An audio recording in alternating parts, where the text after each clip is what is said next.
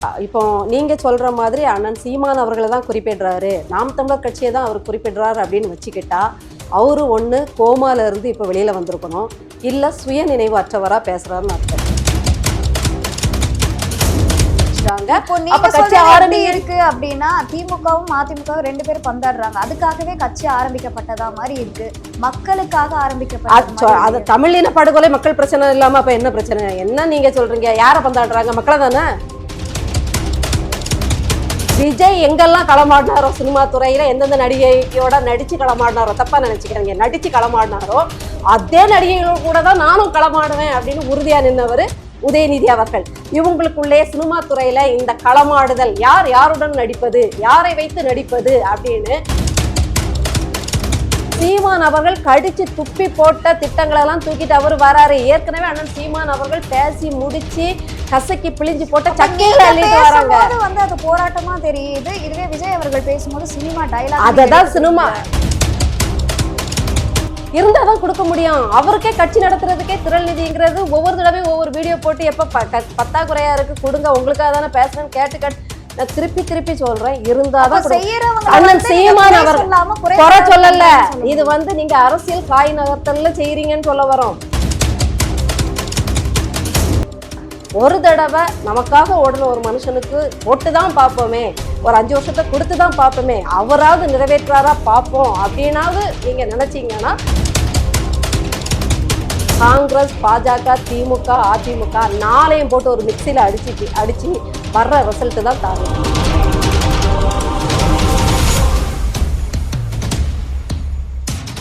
அரசியல் நகர்வு நேயர்களுக்கு வணக்கம். நான் உங்க தீபிகா. இன்று நிகழ்ச்சியின் சிறப்பு விருந்தினர் நாம் தமிழர் கட்சி ஆதரவாளர் குளோரி அவர்கள். வணக்கம் மேம். வணக்கம் மேம். விஜய் அவர்கள் வந்து சொல்லியிருக்காரு, நாங்க களத்துல இருக்கிறவங்கள மட்டும்தான் வந்து எதிர்ப்போம், களத்திலே இல்லாதவங்கள நாங்க எதிர்க்க மாட்டோம் அப்படின்னு வந்து சீமான் அவர்களை தான் வந்து குறிப்பிட்டு சொல்லியிருக்கிறாரு. இதை பத்தி உங்களோட கருத்து மேம்? அவர் வந்து திமுகவை எதிரிங்கிறாரு, அரசியல் எதிரி, கொள்கை எதிரி பாஜகங்கிறாரு. அப்ப களத்தில் இல்லாதவர்கள் அப்படிங்கிற இதுல அதிமுக வருதுன்னு சொல்லிக்கலாம். அடுத்தது உதிரி கட்சிகளான விசிக, பாமக, தேமுதிக இது எல்லாத்தையுமே அவர் சொல்றாரா? பாஜகவையும் திமுகவையும் தான் ஒரே நேர்கோட்டில் அவருக்கு எதிரியா வைக்கிறாரு. அப்ப அதை தவிர்த்து எல்லாரையும் சொல்றாரா? தமிழக வெற்றி கழகத்துக்கு அதாவது அவங்க கிட்ட எல்லாருமே கேட்கிற விஷயம் என்ன அப்படின்னா, சீமான் அவர்களை நீங்க வந்து எதிர்க்க மாட்டேங்கிறீங்களே, சீமான் அவர்களை நீங்க பத்தி விமர்சனம் பண்ண மாட்டேங்கிறீங்க அப்படின்ற ஒரு விஷயத்த முன்வைக்கிறாங்க. அதற்கு பதிலா தான் இவர் வந்து சீமான் அவர்களுக்கு ஒரு ரிப்ளேவா இது கொடுத்திருக்காரு அப்படின்ற மாதிரி சொல்றாங்க. இப்போ நீங்க சொல்ற மாதிரி அண்ணன் சீமான் அவர்களை தான் குறிப்பிடுறாரு, நாம் தமிழர் கட்சியை தான் அவர் குறிப்பிடுறாரு அப்படின்னு வச்சுக்கிட்டா, அவரு ஒண்ணு கோமால இருந்து இப்ப வெளியில வந்திருக்கணும், இல்ல சுய நினைவு அற்றவரா பேசுறாருன்னு அர்த்தம். ஏன்னா கோமாவில் அவர் இல்லை, கோமாவில் இருந்தால் நடிச்சிருக்க முடியாது, நாம லியோ படம் பார்த்துருக்கவும் முடியாது. அப்போ உறுதியாக சொல்ல முடியுது அவர் கோமாவில் இல்லை. ஆனால் சுய நினைவற்றவரா நடிக்க மட்டுமே தெரிஞ்ச ஒரு ஆளாக அவர் இருக்காரு. நீங்கள் கேட்கலாம், சுய நினைவு இல்லைன்னா எப்படி அவர் நடிப்பார்னு கேட்கலாம். அதாவது ஒரு ஆக்சிடெண்ட்டில் நினைவு தப்பி போய் பழச்சி வரவங்களுக்கு சில நினைவுகள் தப்புனாலும் அவங்க ஏற்கனவே கார் ஓட்ட தெரிஞ்சவங்களா இருந்தால் ஆட்டோமேட்டிக்காக ஒரு காரை எடுத்துகிட்டு அவங்களால ஓட்ட முடியுமா? அப்போ சுயநினைவு சில இடத்துல போனாலும் உள் மனசுல படிஞ்சிருக்கக்கூடிய விஷயம் என்ன செஞ்சிடும், அவங்களுக்கு வெளியில வந்துடும். குடும்பத்தை கூட மறந்துடுவாங்க, ஆனா தான் கத்துக்கொண்ட ஒரு பாடத்தை என்ன செஞ்சிருவாங்க, தன்னிச்சையா ஓட்டிடுவாங்கங்கிறது ஒரு உளவியல் நிரூபணம். அதே மாதிரி இவர் சுயநினைவு அற்றவரா இருந்தாலும் அவருக்கு சுத்தி என்ன நடக்குதுன்னு மறந்து போய் எதுவுமே தெரியலைனாலும் நடிப்புங்கிறது அவருக்கு ரத்தத்துல ஊறுறதுனால நடிச்சிடுறாரே தவிர அவருக்கு சுத்தி என்ன நடக்குதுன்னு தெரில, அவரு சுய நினைவுல இல்லை அப்படின்னு தான் வச்சுக்கணும். ஏன்னா 10 வருடங்களா, எல்லாரும் 15 வருடங்கள்பாங்க, ஆனா அன்னுடைய போராட்டம் ஆர்ப்பாட்டம் கட்சி ஆரம்பிச்சு ஒரு வேகமா முன்னெடுத்தது ஒரு 10 வருஷம்னு வச்சுக்குப்போம். அந்த 10 வருடங்களா மக்கள் பிரச்சனைக்காக களத்துல நின்னது அண்ணன் சீமான் அவர்கள். ஒரு விவசாயி பிரச்சனைக்காக, மக்களுடைய பிரச்சனைக்காக இந்த கட்சி ஆரம்பிக்கப்படல, ஒரு இயக்கம் தான் இந்த கட்சியா மாறி இருக்கு. அதுவும் வந்து அவர் இறந்ததுக்கு அப்புறம் தான் இவர் வந்து பொறுப்பேற்றிருக்காரே தவிர்த்து மக்களுக்கு நல்லது செய்யணும்னு இவரா வந்து கட்சி ஆரம்பிக்கல அப்படின்னு சொல்றாங்களே எல்லாருமே. ஆமா, அது அண்ணனே சொல்றாங்களே, நான் அமைப்பா இருந்துகிட்டு இருந்தேன், என்னை வந்து இவரு நம்ம தமிழ் முழக்கம் சாகுல் ஹமீது மாமா வந்துதான் என்னை வந்து கட்சி ஆரம்பிங்க மாப்பிள்ள, இவங்க அதிமுகவும் உங்களை பந்தாடுறாங்க, திமுகவும் பந்தாடுறாங்க, இவங்க எல்லாம் ஈழத்தமிழ விடுதலை நமக்கு பெற்று தருவாங்கன்னு பார்த்தா இப்ப நம்ம தமிழகத்தையே கூறு போட ஆரம்பிச்சிட்டாங்க. அப்ப கட்சி ஆரம்பி இருக்கு அப்படி அப்படின்னா திமுகவும் அதிமுகவும் 2 பேரும் பந்தாடுறாங்க. அதுக்காகவே கட்சி ஆரம்பிக்கப்பட்டதா மாதிரி இருக்கு. மக்களுக்காக ஆரம்பிக்கப்பட்டது அது தமிழின படுகொலை மக்கள் பிரச்சனை இல்லாம அப்ப என்ன பிரச்சனை? என்ன நீங்க சொல்றீங்க? யார பந்தாடுறாங்க? மக்களை தானே உங்களை பந்தாடுறாங்க. அதே நேரத்துல தமிழக உரிமைகளும் பறி போயிட்டு இருக்கு. நாம ஈழமும் கிடைக்காம பாடுபடுறோம். அதே நேரத்துல இங்கேயும் தமிழகத்திலையும் பிரச்சனைகள் போயிட்டே இருக்குது. இங்க நாமளும் பாதிக்கப்படுறோம். அப்போ மக்கள் பிரச்சனைக்காக நம்ம கட்சி ரீதியா போனாதான் மக்கள் பிரச்சனையை வந்து நம்ம பெருசா பேச முடியும். அதிகாரம் மிக வலிமையானது. இந்த அதிகாரத்தை அடைஞ்சாதான் நாம நினைச்சதை மக்களுக்கு பண்ண முடியுங்கிற ஒரு உத்வேகத்துல ஆரம்பிச்சது வந்து பலருக்கு பல உத்வேகம். புத்தருக்கு வந்து போதி மரத்தடியில ஞானம் பெற்றினா ஏன் போதி மரத்தடியில கிடைச்ச ஆப்பிள் மரத்துக்கு அடியில கிடைச்சதா கிடைக்க கூடாதுன்னு கேட்கக்கூடாது. அவருக்கு அதுல கிடைச்சது, அவ்வளவுதான். அதை நம்புறதும் நம்பாததும் நம்ம இஷ்டம். அப்போ ஒரு மனுஷனுக்கு ஞான கண்ணோ இல்ல அரசியல் கண்ணோ திறக்கிறதுக்கு ஒரு இது தேவைப்படுது. அவர் நியாயமா சமூக பிரச்சனைக்காக தான். அவரு சிறைக்கு சென்று வந்ததே தான் செஞ்ச குற்றத்துக்காக இல்ல, தன்னுடைய தனிப்பட்ட குற்றத்துக்காக அவர் வந்து சிறைக்கு போயிட்டு வரல. எல்லாமே ஈழ மக்களுக்காகவும் பேசினதும் தமிழக மக்களுக்காக பிரச்சனைக்காகவும் பேசி பேசி காவிரி பிரச்சனை இதெல்லாம் பேசி பேசிதான் மக்கள் பிரச்சனைக்கு பேசிதான் அவரு ஜெயிலுக்கே போனாரு. பிறகு எப்படி அவர் மக்கள் பிரச்சனைக்காக நீங்க கட்சி ஆரம்பிக்கலன்னு சொல்ல முடியும்? அப்போ விஜய் தலைவரும் சுய நினைவுல இல்ல. பேச்சு எல்லாமே மரங்கள் மலைகள் இப்படின்னே போய் எப்படி 15 வருஷமாவா மக்கள் பிரச்சனையும் சேர்த்துதானங்க பேசுறாங்க. மரங்கள் மலைகள் மாடு இதெல்லாம் மக்கள் நலன் சார்ந்து வரலையா? மலைகள் உங்களுக்கு இயற்கை அரண்னு நீங்க படிச்சிருக்கீங்களா இல்லையா? மலைகள்ல மூலிகை செடிகள் இருக்குன்னு படிச்சிருக்கீங்களா இல்லையா? மலை வளங்கள் கனிம வளங்கள் மரங்களாலதான் மழையே வருது. மழை இல்லைன்னா நீங்க தண்ணி குடிக்காம செத்து பெறுவீங்களா? அப்ப அது மக்கள் பிரச்சனை இல்லையா? மாடுகள் மாட்டு பண்ணைகள் மூலமா தான் நம்ம பால் வளம் பெறுறோம், பால் குடிக்கிறோம், பால் பொருட்கள் சாப்பிடுறோம், உணவுப் பொருட்கள் இல்லையா? பாதுகாப்பா இல்லையே? எங்க பாதுகாப்பா இருக்கு? அதுதான் நான் சொல்றவங்க சுயநினைவுல இல்ல. அவங்க மலையை பாலமா வெட்டி எடுத்துட்டு ஏங்க ஒருத்தனோட தலைய நீங்க கொன்னு உயிரை எடுத்துட்டீங்கன்னா அவனோட வாழ்க்கை அன்னைக்கே முடிச்சு போயிருது. இல்ல அதுதான் கொலையா?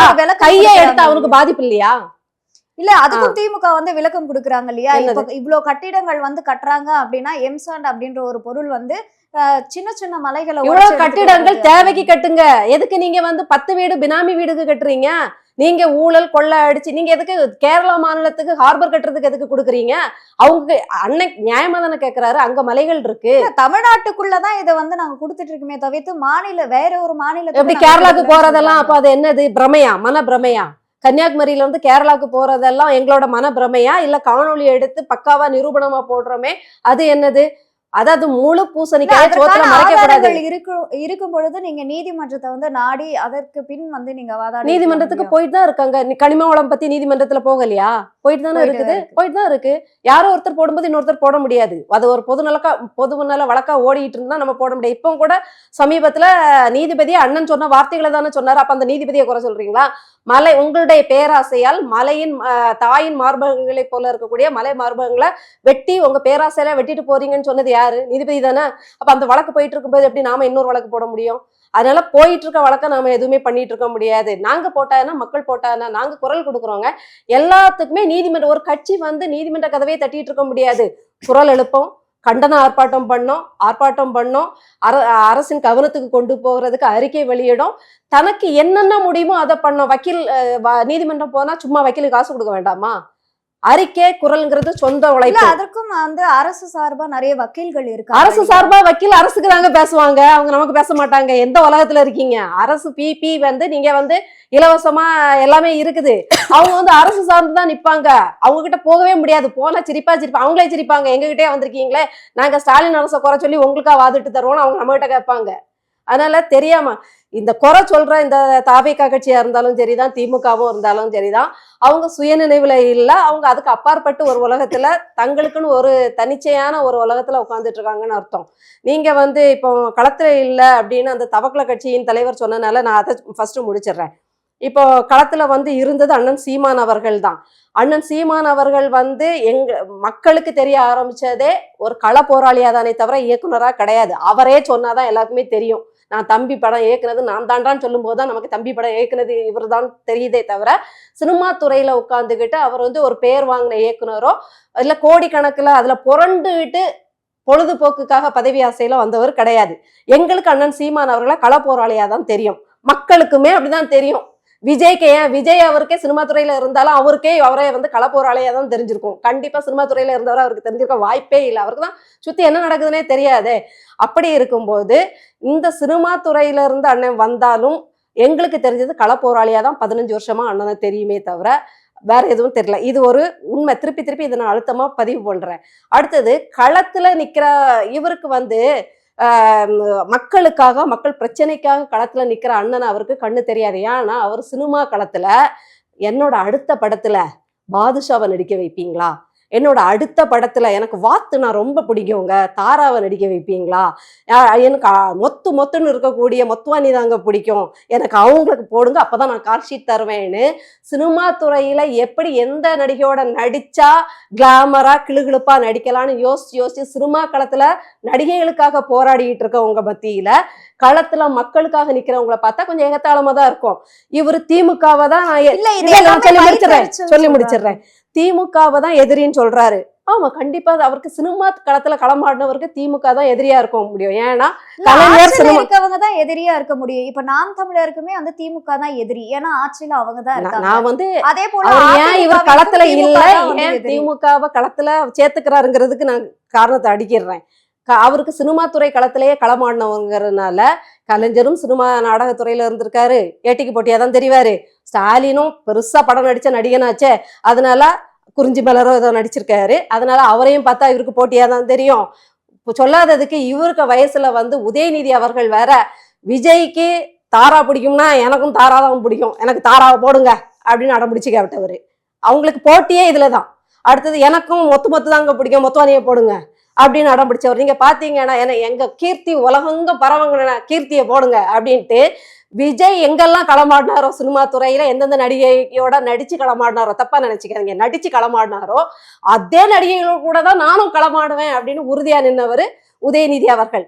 இவங்களுக்குள்ளே சினிமா துறையில இந்த களமாடுதல், யார் யாருடன் நடிப்பது, யாரை வைத்து நடிப்பது அப்படின்னு இவங்க களமாடுனால உண்மையான மக்கள் போராளி களத்துல நிக்கிறது. உண்மையான போராட்ட களம்னா என்னன்னு உங்களுக்கு தெரியாது, உண்மையான அரசியல் களம்னா என்னன்னு தெரியாது, உண்மையான போராளி யாரு, களத்துல நின்று மக்களுக்காக நிப்பேன்னு தெரியாது. ஏன்னா அவர்களுக்கு உண்டான உதயநிதிக்கும் விஜய்க்கும் உண்டான போட்டியே சினிமா துறை களத்துல யார் வந்து களமாடுவது அப்படிங்கறதுனால அவருக்கு வந்து எதிரியா திமுக தான் தெரியும், சுத்தி இருக்கவங்கள தெரியாதுங்கிறதா உண்மை. இப்போ சமீபத்துல ஒரு காணொலியில வந்து சீமான் அவர்கள் சொல்லியிருந்தாரு, என்ன தொட்டா நான் வந்து சும்மா விட மாட்டேன் அப்படின்ற மாதிரி வந்து பேசியிருக்காரு.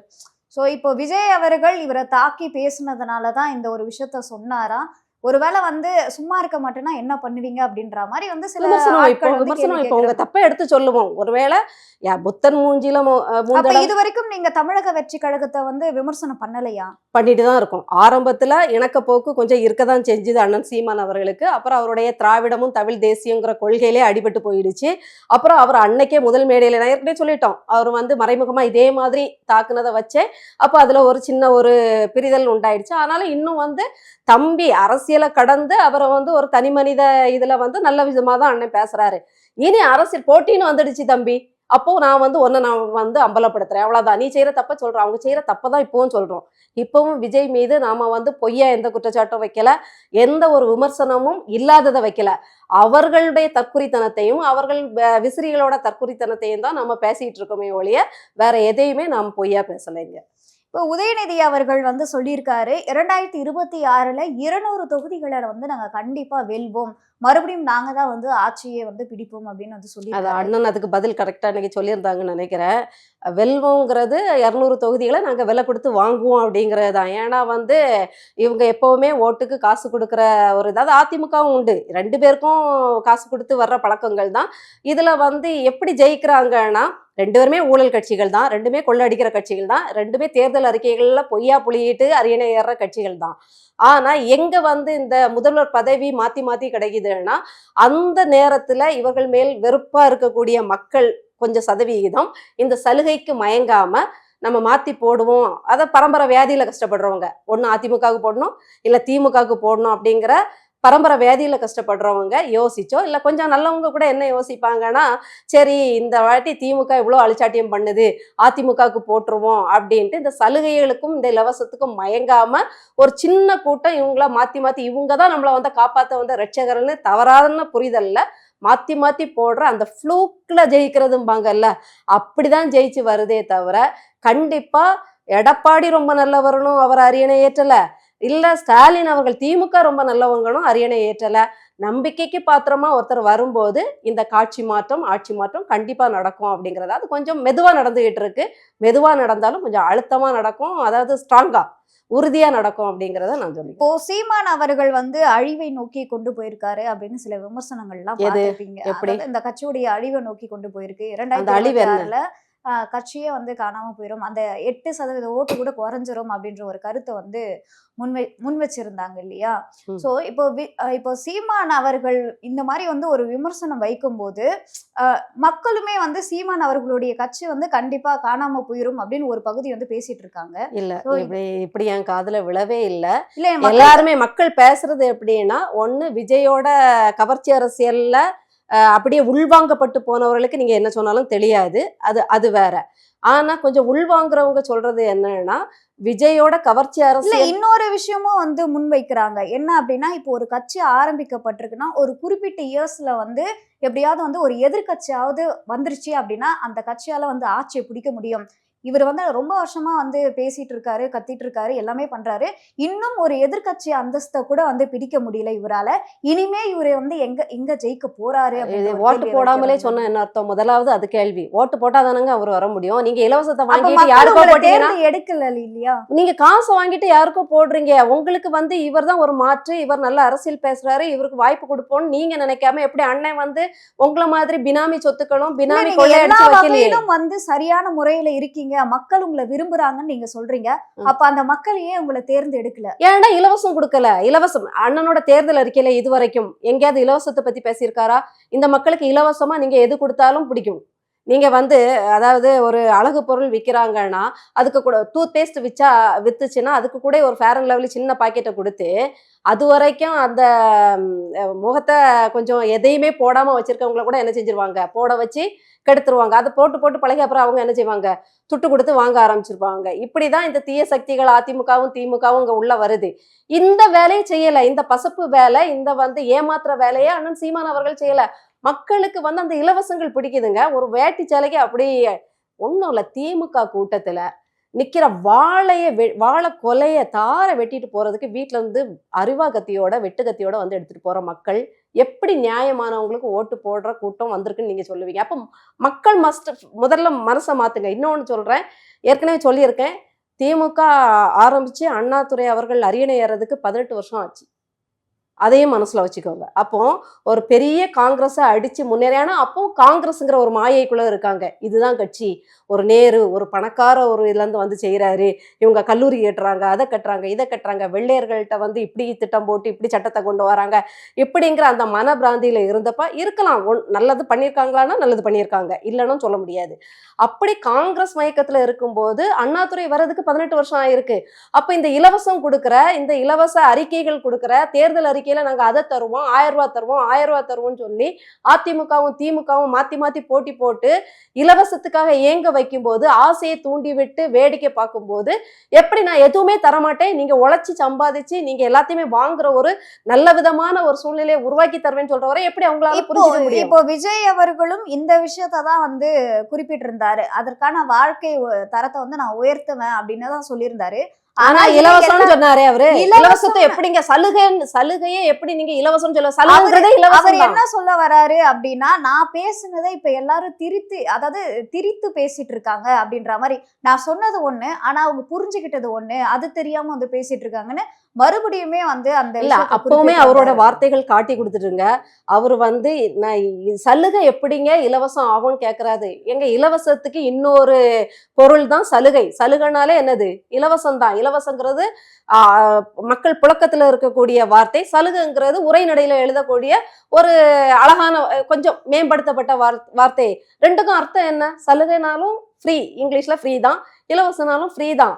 அதனால அவருக்கே அது தெரியல. அதனால சொல்றேன்ல, அவங்க சுய நினைவுல அவர் இல்ல. சலுகையும் தரதா சொல்லலையே, வாழ்க்கை தரத்தை வந்து உயர்த்த வந்தான்னு அது சொல்லியிருக்காரு. இப்ப மாத்தி சொல்றாரு. அப்ப வந்து ஒரு பைக் முன்னாடியே நிச்சயம் அவரும் அததான் சொன்னார். மக்களுடைய வாழ்வாதாரத்துக்கு என்ன தேவையோ அதற்கான வழிவகை பைக் வாங்குறதுதான் வாழ்வாதாரத்தை உசத்துமா? 3 இப்போ வேலை பொருளாதாரம் உயர்னா பைக்கோ வீடோ வந்து வாங்குற அளவுக்கு அவரும் பொருளாசை தான். பொருளாதாரத்தை இந்த உயர்த்தணும்னு புரிதலே சொல்லியிருந்தாரு. தப்புங்க. அப்போ அவரும் ஒரு பொருளாசை தான் தூண்டுறாரு. இப்போ இவரோட பொருளாதாரத்தை விசிறிகளை உயர்த்தவன் சொல்றாரு, பொருளை குடுப்பன் வந்து அவர் எங்கேயுமே குறிப்பிடல. அப்பவுமே அவர் எதை குறிப்பிடுறாரு தெரியுமா? ஒரு பொருளை தான் குறிப்பிடுறாரு. பைக்கு காருன்ட்டு மனுஷனுக்கு எது மேல மோகம் இப்ப அது அதிகமோ அத்தியாவசியமா ஆயிருச்சு இல்லையா? இப்ப பைக்கு காருன்றது வந்து நம்ம டெய்லி அதை விட சாப்பாடு அத்தியாவசியம் இல்லையா? கட்டணம் இல்ல சிறப்பான பள்ளிக்கூடம், கட்டணம் இல்ல பள்ளிக்கூடம் வந்து இருக்கு. ஆனா அது சிறப்பா இல்ல. அவர் அதையும் குறிப்பிட்டு இருந்தாரு. அதெல்லாம் இப்போ அண்ணன் சீமான் அவர்கள் கடிச்சு துப்பி போட்ட திட்டங்களை எல்லாம் தூக்கிட்டு அவர் வராரு. ஏற்கனவே அண்ணன் சீமான் அவர்கள் பேசி முடிச்சு கசக்கி பிழிஞ்சு போட்ட சக்கையில அள்ளிட்டு வராங்க. வந்து அது போராட்டமா தெரியுது. இதுவே விஜய் அவர்கள் பேசும்போது சினிமா டயலாக், அததான் சினிமா டயலாக்கா எங்களுக்கு தெரியுது. நல்லவங்களுக்கு சினிமா டயலாக்கா தெரியும். அவரை பின்பற்றுறவங்களுக்கு அது சினிமா மோகத்துல, அதே அந்த படத்துல அவர் என்ன பேசுவாரோ அதே மோகத்துல போய் அவர்கிட்ட நிக்கிறாங்க. பேசல. இப்போ சமீபத்துல வந்து முதல்வர் கூட வந்து என் கேரக்டரையே புரிஞ்சுக்க மாட்டேங்கிறீங்க அப்படின்னு. அப்ப அது என்ன சிலப்பதிகாரத்துல இருந்து எடுத்ததா அப்படின்னு சொல்லி சரியாதான். ஒன்னு ரெண்டு அப்பப்ப எடுத்து கொடுக்குறவங்க கொஞ்சம் நல்லா எடுத்து கொடுக்குறாங்க. அதுக்காக அவர் புத்திசாலி ஆயிட முடியாது. அந்த மாதிரி இவளுங்க எல்லாருமே வந்து இந்த மாதிரி விஷயங்கள் பேசதான் செய்யறாங்க. அது வந்து விஜய் அவர்கள் பேசினா மட்டும் திருப்பி கேட்கிறேன். நான் திருப்பி கேட்கிறேன். விஜய் அவர்கள் சினிமால நடிச்சு சேவை மக்களுக்கு வந்து இலவச கல்விக்கூடங்கள் கட்டி கொடுத்துட்டாரு. பழையபடி அண்டக்க கூடாது, அதெல்லாம் அரசோட வேலைன்னு. அரசோட வேலை இல்லைன்னு தெரிஞ்சுதான் மக்கள் இதை பண்றாங்க. அரசோட வேலை அவர்கிட்ட இல்ல, அததாங்க சொல்றேன். என்கிட்ட இருந்தா தானே அவருக்கு இருக்கு. அததான் செய்யணுங்க. முதல்ல அரசியலுக்கு வந்த பிறகு மக்கள் பணத்துல செய்யணும். அரசியல் கட்சி ஒரு அமைப்புன்னு வரும்போது எதுல செய்வோம்னா மக்கள் பணத்துல செய்வோம். தனி மனித சம்பாத்தியத்துலதான் செய்வோம். உங்களுக்கு புரியுதா? நான் ஒருத்தருக்கு உதவுறேன்னா கேளுங்க, நான் ஒருத்தருக்கு உதவுறேன்னா என் சம்பாத்தியத்துலதான் முதல்ல உதவுவேன். நான் ஒரு அமைப்பா ஆரம்பிச்சேன்னா, அதாவது என்னால வந்து பெரிய அளவுல உதவி செய்ய முடியாதப்ப நான் அதை ஒரு அமைப்பா கொண்டு போக ஆரம்பிப்பேன். அப்ப மக்கள் பணத்தை வாங்கி என்ன செய்வோம், நாம அதை நேர்மையா கொடுக்கணும். அதுதான் விதி. மற்றபடி நீங்க கோடிக்கணக்குல வாங்கும் போதே உங்களுடைய செயல்பாடுகள் எந்த இறக்க குணத்தையும் எந்த சமூக அக்கறையும் காட்டல. இல்ல ஒரு கொரோனா டைம்ல வந்து 1.5 கோடி எங்க ஒரு 1-2 செஞ்சது. அது வந்து அஜித்தும் கொடுத்திருப்பாருங்க, சிவகார்த்திகேயன் கொடுத்திருப்பாரு. சீமான் அவர்கள் கொடுக்கல அப்படின்னு நம்ம எதுக்கு இருந்தாதான் கொடுக்க முடியும். அவருக்கே கட்சி நடத்துறதுக்கே திரள் நிதிங்கிறது ஒவ்வொரு தடவையும் ஒவ்வொரு வீடியோ போட்டு எப்ப பத்தாக்குறையா இருக்கு கொடுங்க, உங்களுக்காக தானே பேசுறேன்னு கேட்டு நான் திருப்பி சொல்றேன். இருந்தாதான் அண்ணன் சீமான் அவர் குறை சொல்லல. இது வந்து நீங்க அரசியல் காய் நகர்த்தல்ல செய்யறீங்கன்னு சொல்ல வரோம். உங்களுக்கு அண்ணன் சீமான் அவர்கள் வந்து வச்சுக்கிட்டு செய்யலைன்னாதான் நம்ம பேச முடியும். இருக்கிறவங்க செய்யணுங்கிறதான் பேச்சு. நீங்க 30 வருஷம் சினிமா அனுபவம்னு சொல்றீங்க. 30 வருஷத்துல ஒரு 20 வருஷத்துக்கு அப்புறமா தான் நீங்க ஒரு பெரிய சீமான் அவர்களுக்கு தன் குழந்தைய வந்து பெரிய தனியார் பள்ளிகள்ல வந்து படிக்க வைக்க வசதி இருக்கும் போது மக்களுக்கு செய்ய வசதி இல்லையா? அப்படி அந்த தனியார் பள்ளியில அவருடைய மனைவியோட அக்கா பையனை படிக்க வைக்கிறது அவங்க அப்பா. அது அவரோட அப்பா செலவு பண்றது. அதை வந்து நீங்க சீமானனுக்கு இழுக்கக்கூடாது. இன்டர்நேஷனல் ஸ்கூல்ல படிக்கிறத வந்து அந்த சிறுவனோட அப்பா வந்து பே பண்றாரு. இவங்க வந்து பாதுகாப்பு பராமரிப்புக்காக அவங்களோட வச்சிருக்காங்க. இவரோட பையனை அவர் ஒரு ஸ்டாண்டர்டான ஸ்கூல்ல சேர்க்கிறாருன்னா எல்லாருக்கும் பிள்ளைகள்ங்கிறது ஒரு கனவுங்க. இப்போ நான் கேட்கிறேன், தமிழகத்துல கோடிக்கணக்கான பேர் வறுமையில இருக்காங்க. கோடிக்கணக்கான பேர் வந்து நிறைய அதாவது இதுகள்ல பாலம் இல்லாம மக்கள் அவஸ்தைப்படுறாங்க. இதுக்கு கோடிக்கணக்கில் செலவாகிறதும் மாசமான ஒரு 20,000 இல்ல டேர்ம் ஃபீஸ் வந்து ஒரு 30,000, வருஷத்துக்கு 1 லட்சம்னு வைங்க மினிமம். நான் சொல்றேன், இதெல்லாம் என்னோட யூகத்தின் அடிப்படையில் சொல்றேன். 1 லட்சம் கட்டுறது, இந்த 1 லட்சத்தை சேர்த்து ஒரு பாலம் கட்டிட முடியுமா? அப்ப இருக்கிறதுல முதல்ல தன்னுடைய மகனை தாங்க ஒரு குடிசையாவது கட்டி கொடுக்கலாம் இல்லையா? 1 லட்சம் 1 லட்சத்துல குடிசை கட்ட முடியாதுங்க. கண்டிப்பா முடியாது. 1 லட்சத்துலாம் வந்து கட்டலாம். நீங்க அதெல்லாம் ஒருத்தருக்கு செய்யறது இல்லைங்க வேலை. அதனாலதான் அதை அரசியல் கட்சியா மாத்திருக்காரு. எல்லாருக்கும் செய்யணும், எல்லாருக்கும் பகிர்ந்து கொடுக்கணும், எல்லாரும் ஏழ்மையற்ற ஒரு வறுமை கோட்ல இருந்து மக்களை உயர்த்தணுங்கிறதுக்காக தான், அந்த புரிதல்ல தான் அதிகாரத்தை நோக்கி அவருடைய நகர்வு இருக்கு. ஆனா எல்லாருக்கும் அவர் ஒரு தனி மனுஷனா பாருங்க. அவருக்கு இருக்கிறது ஒரு பிள்ளை.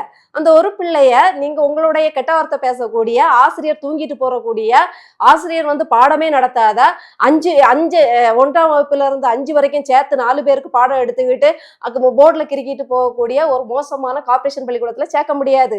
எதிர்காலமே போயிரும் அப்படின்னு தான் வரும். அதனால அவரு தன்னுடைய ஒரு குழந்தைக்காக இந்த செலவழிக்கிறதுல பள்ளி நீங்க அப்போ பெருசா பேசுறீங்கன்னா அது மற்ற நல்லதே ஏழை கிடையாது. குழந்தைகள் அரசு பள்ளியில பலாயிரம் குழந்தைகள் வந்து படிக்கிறாங்க. அதை சரி பண்றதுக்கு தான் கட்சியை நடத்துறாரு. அதுக்காக தான் என்ன வந்து அரியணை ஏத்துங்க, நான் அதை சரி பண்றேன், தனியார் பள்ளிக்கூடங்களை நான் வந்து ஓட வைக்கிறேங்கிறாரு. என்னுடைய சிறப்பான செயல் திட்டங்களால எப்படி அரவிந்த் கெஜ்ரிவால் அவர்கள் வந்து ஒரு 5 ஸ்டார் ஹோட்டலுக்கு இணையா அரசு பள்ளியை தரம் உயர்த்தினாரோ அது மாதிரி நான் இந்த நிதிகளை வந்து வீட்டுக்கு நிதிகளா ஒதுக்காம நான் அதை சரியான முறையில கையாண்டு உங்களுக்கு வந்து ஒரு சிறப்பான நான் அவர் அதை வந்து தெளிவா சொல்றாரு.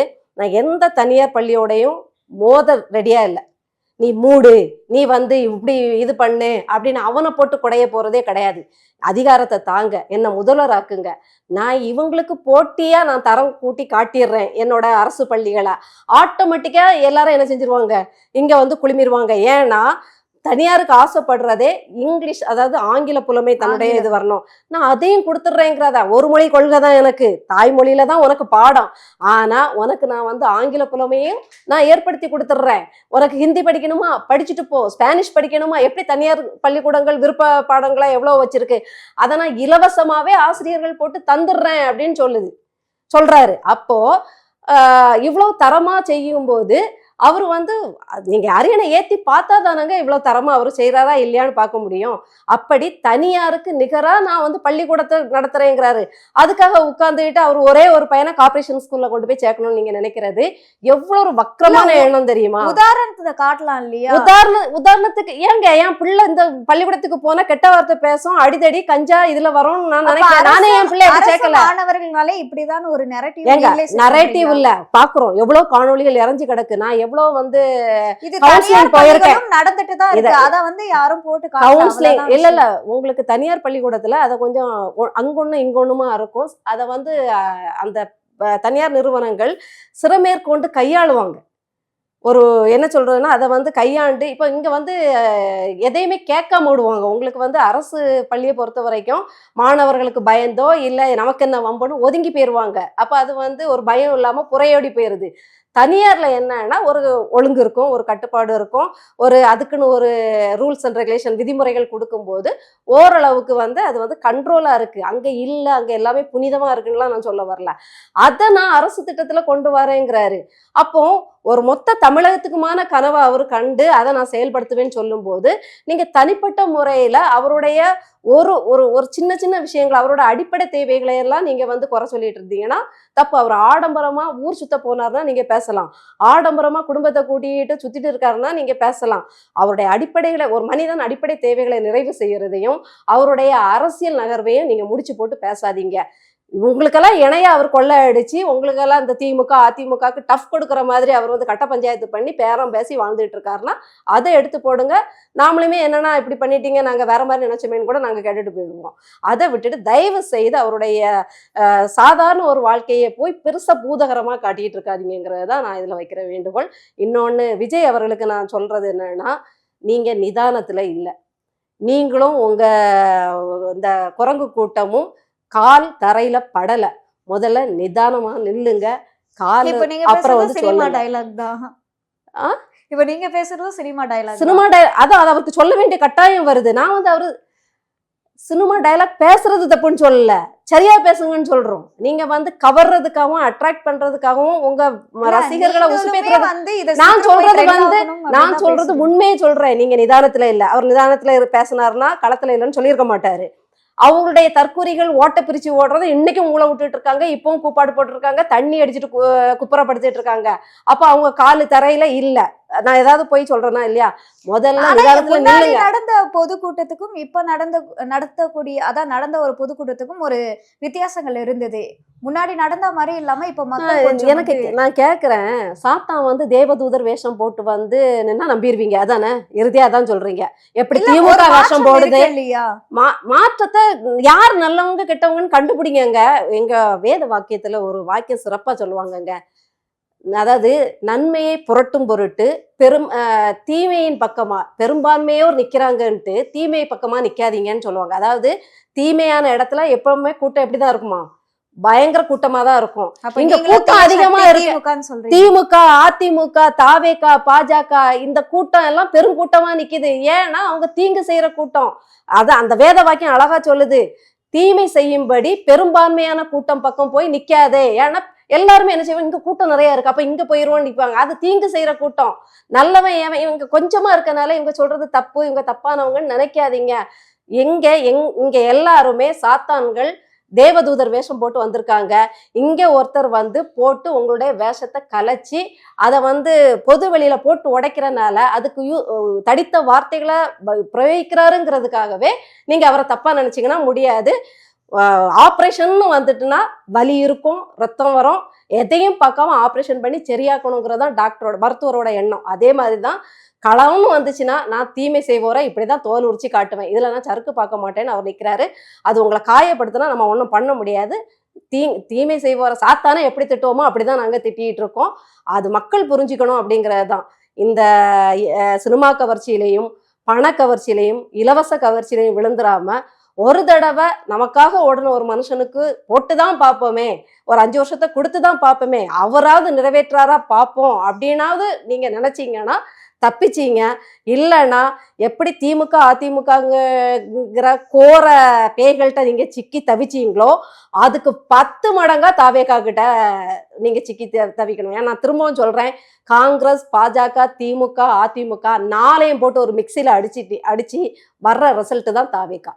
அப்போ எது பெட்டர்னு நீங்களே, எது சிறந்தது, இப்ப நாம யாரை தேர்ந்தெடுக்கணும் அப்படிங்கிறதுல மக்கள் தெளிவா இருங்க. ஒரு வாய்ப்பு கொடுத்து பார்த்துட்டு முடிவு பண்ணுங்க அப்படிங்கிறது தான். உங்களோட நேரத்தை ஒதுக்கி பல்வேறு கேள்விக்கு விளக்கம் அளிச்சிருக்கீங்க, அதற்கு நன்றி.